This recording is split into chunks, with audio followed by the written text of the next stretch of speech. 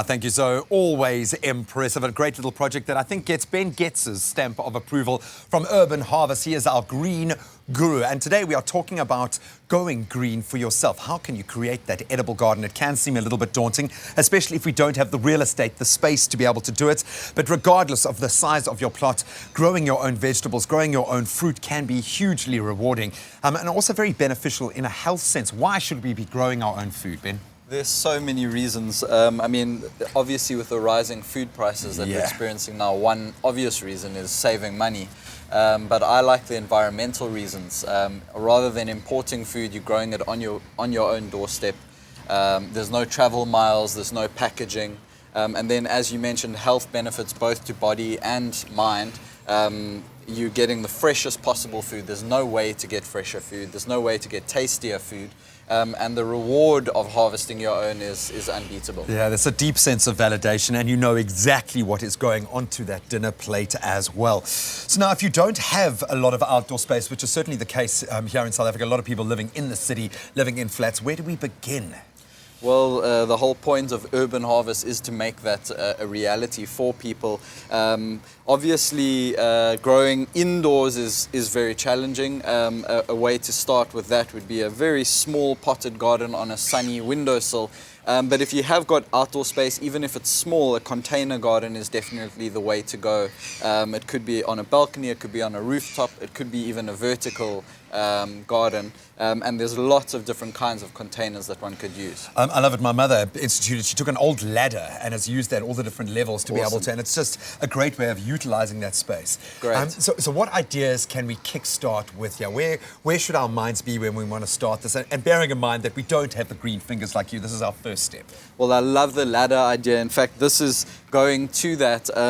I've got a container garden here, which is also upcycled, and I really like that, making use of wasted materials, upcycling it into something useful. I mean, here you've got literally an old milk crate covered with an old coffee bean bag, filled with Hessian sack, filled with a great soil mix, and then planted up with your favorite herbs. In fact, that's a very good way to start, is to plant perennial herbs that are going to last for years. They're very low maintenance. For example, I've got thyme here, but things like thyme, oregano, marjoram, rosemary, those would be a good place to start. And there's so many ways of being creative with waste products. Otherwise, you can, of course, build your own timber planters or buy them at a nursery. Or maybe set that challenge for yourself to see if you can use something that you've got lying around in a very creative way.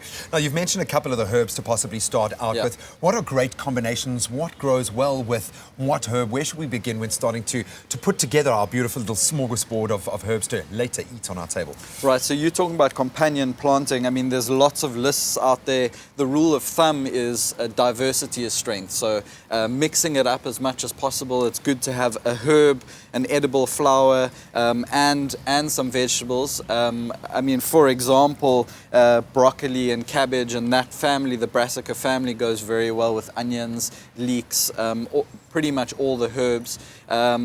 So you've got companion planting. The other thing to look at is seasonal planting, very important. We're in winter now. You can't grow tomatoes now, but you can definitely grow soft leafy greens, and there's a whole list. It's good to check out your local list because it will vary depending on where you are in the country. How important, and I'll ask this finally because we're big on indigenous plants here, how important is it when filling your garden, just in general, not just your herbs, to keep it indigenous? Well, of course, with an edible garden, it's a different story. More difficult, yeah. But with your garden in general, it's absolutely essential to grow indigenous. It's lower maintenance, and it's beautiful, and you're creating biodiversity.